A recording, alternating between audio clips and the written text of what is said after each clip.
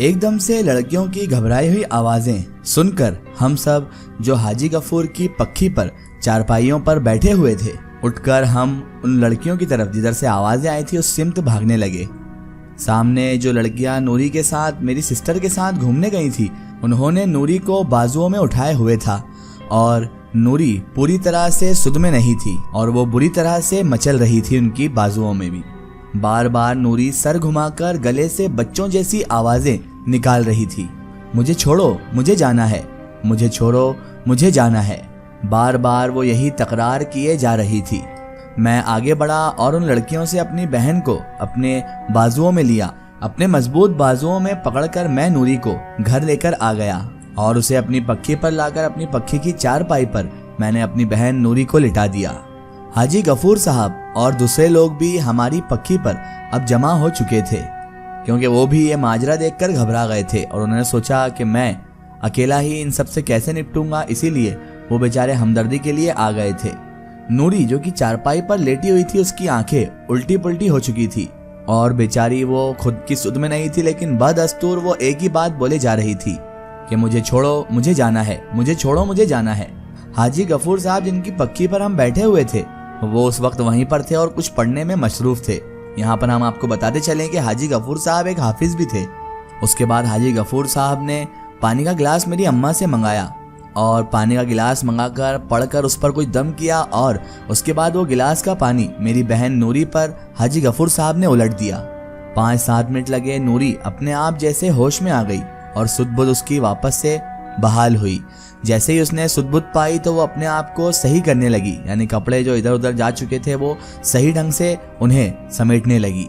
इधर मेरी अम्मा घबराते हुए हाजी गफूर साहब से पूछने लगी, हाजी साहब आखिर क्या हुआ है मेरी बेटी को, ये ऐसा क्यों कर रही थी और ये ठीक कैसे हो गई एकदम। तभी हाजी गफूर साहब ने मेरी अम्मा को आहिस्ता से लहजे में बताया कि इस पर साये का मामला हो चुका है, इसे साये की शिकायत हो गई है, लेकिन आप बिल्कुल फिक्र ना करें, सब ठीक हो जाएगा। मैं आप लोगों को पानी दम करके दे देता हूँ, इसे वक्फे यानी थोड़ी थोड़ी देर में वो पानी पिलाते रहना। इसके बाद धीरे धीरे सब लोग अपनी अपनी पक्खियों की जानिब रवाना हो गए। जब सब वहां से चले गए तो मैंने चारपाई पर बैठते हुए नूरी से पूछा, नूरी बहन ये सब क्या था बेटा और ये सब कैसे हुआ। तभी नूरी ने मेरी तरफ देखते हुए बड़ी नकाहत भरी आवाज में मुझसे कहा कि वजीर वो लड़का जो आज कब्रिस्तान में हमें मिला था, दर हकीकत वो कोई बच्चा नहीं बल्कि एक जिनजादा है और उस बच्चे का खानदान भी उसी कब्रिस्तान में रहता है। हम जब वापस घर लौट रहे थे तो अचानक वो मुझे अपने सामने ठीक सामने खड़ा हुआ दिखाई दिया और उसके बाद उसने मेरे कंधों पर इधर उधर दोनों अपने पैर रखे और मुझ पर सवार हो गया था। मेरी गर्दन को उसने अपने हाथों में इस तरह आहिस्तगी से पकड़ रखा था कि मुझे तकलीफ भी नहीं हो रही थी। मगर उसकी पकड़ से तो मुझे कोई तकलीफ नहीं थी, लेकिन मैं अपनी गर्दन बिल्कुल भी घुमा नहीं पा रही थी। जब हाजी गफूर साहब पढ़ रहे थे तब वो जिनजादा मुझसे यही तकरार कर रहा था कि मेरे साथ चलो, मेरे घर चलो, मेरे साथ चलो, मैं अपने घर वालों को तुमसे मिलाना चाहता हूँ। इतना बताकर मेरी बहन चुप हो गई। जाहिर सी बात है अपनी बहन की इस हालत को देखकर और उसने जो बयान किया उन सब को सुनकर फिक्र करना तो मेरे लिए लाजमी सी बात थी। मेरी अम्मा नूरी को सांत लगाए उसकी चारपाई पर साकित हैरान कुन अंदाज में बैठी हुई थी। ऐसा लग रहा है जैसे उन्हें सांप सूंघ गया है। वो पूरी रात जो रात थी वो तमाम पक्षियों के लोग नूरी के लिए परेशान होते रहे, क्योंकि सब पक्षी वालों को नूरी से बहुत ज्यादा लगाव भी था। अम्मा ने नूरी को मेरे साथ जाने से रोक दिया और मेरे साथ खलील को भेज दिया। मैं और खलील चचाजाद भाई थे और हम चचाजाद भाई होने के साथ साथ पक्के दोस्त भी थे। अम्मा नूरी को खलील के साथ और खलील की जो बहन थी उसको मेरे साथ बिहाने का इरादा किए हुए थी। खलील भी नूरी को बहुत चाहता था और वो नूरी की हालत देखकर अच्छा खासा परेशान भी हो रहा था। मैंने जानबूझकर उस जिनजादे का जिक्र उससे नहीं किया था। शाम को जब मैं और खलील वापस आए तो शाम को हमारी पक्की में आस पड़ोस की पक्कियों की सारी औरतें जमा थी और नूरी थी, मेरी सिस्टर थी, जो अपनी चारपाई पर बैठी हुई दुनिया से बेनियाज, इन लोगों से बेनियाज अजीबोगरीब हरकतें करती दिखाई दे रही थी। वो ऐसी हरकतें कर रही थी जैसे कोई इसे पकड़ रहा हो और ये किसी को पकड़ रही हो। कभी लेटकर, कभी बैठकर, कभी चारपाई से नीचे उतरकर, तो कभी अचानक नूरी अपने आप ही भागने लगती। जैसे ही नूरी ने मुझे और खलील को देखा तो वो भागती हुई पक्की के अंदर वापस चली गई और पीछे चटाई पर लेटकर उसने सर से लेकर पांव तक एक चादर ओढ़ ली, जैसे वो मानो हमसे छुप रही हो। मैं नूरी की हालत देखकर समझ गया था, क्योंकि नूरी ने मुझे उस जिनजादे के बारे में बताया था, तो मैं समझ चुका था कि उसे वो जिनजादा वापस से दिख रहा है और परेशान कर रहा है। और वो जिनजादा और नूरी दोनों एक दूसरे को सबसे दूर रखने की कोशिश भी कर रहे हैं।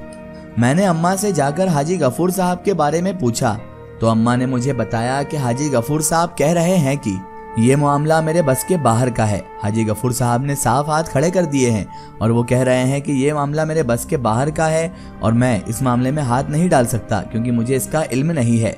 और तुम लोग किसी अच्छे आमिल को तलाश करो और उसे लाकर अपनी बहन का इलाज करवाओ।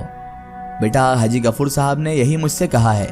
मैं देख रहा था कि नूरी की हालत अब कल से भी ज्यादा बदतर हो चुकी थी। कल से भी ज्यादा बहुत बुरी हालत में थी नूरी। मेरी बहन नूरी बहुत ज्यादा तकलीफ में थी और मेरी अम्मा अपनी बेटी की यह हालत देखकर अपनी आंखों में आए हुए आंसुओं को साफ कर रही थी। मैं परेशान हालत से टूटा हुआ कुछ ना कर सकने के कारण हाजी गफूर साहब की पक्की के जानिब आ गया और मैंने हाजी गफूर साहब से नूरी के मुतालिक जो अब हालात बन चुके थे उसके बाबत मैंने उनसे पूछा। तो हाजी साहब ने मुझसे कहा कि मैं मस्जिद के इमाम साहब के पास भी गया तुम्हारी बहन के मामले की वजह से कि इसके लिए क्या किया जाए। तो मस्जिद के इमाम साहब ने भी मुझे यही मशवरा दिया है कि किसी ऐसे आमिल को तलाश किया जाए कि जो जिन्नात, जिनजादे और बदरूहों को उतारने का काम किया करता है। ऐसा आमिल अगर हमें मिल जाए तो नूरी ठीक हो सकती है, क्योंकि ये काम उन्हीं आमिलों का है जो ये सब काम करते हैं। ये काम हमारे बस का बिल्कुल भी नहीं है। आलिम साहब ने यही कहा है और इसके अलावा आलिम साहब ने यह भी कहा है कि जल्द से जल्द हमें किसी आमिल को तलाश करना होगा, क्योंकि अभी तो पानी सर से ऊपर नहीं गया है। क्योंकि अगर पानी सर पे से गुजर गया तो कोई आमिल भी कुछ नहीं कर पाएगा। अभी मामला नया है तो कुछ हो सकता है। जैसे जैसे वक्त बीतता जाएगा तो नूरी उस जिनजादे के कब्जे में आती जाएगी और हमारे कब्जे से बाहर होती चली जाएगी। हाजी साहब के लहजे में परेशानी और डर साफ साफ नुमाया दिख रहा था मुझे। मैंने हाजी साहब से कहा, हाजी साहब मुझे तो पता भी नहीं है कि आमिल होता क्या है और आमिल मुझे कहाँ मिलेगा।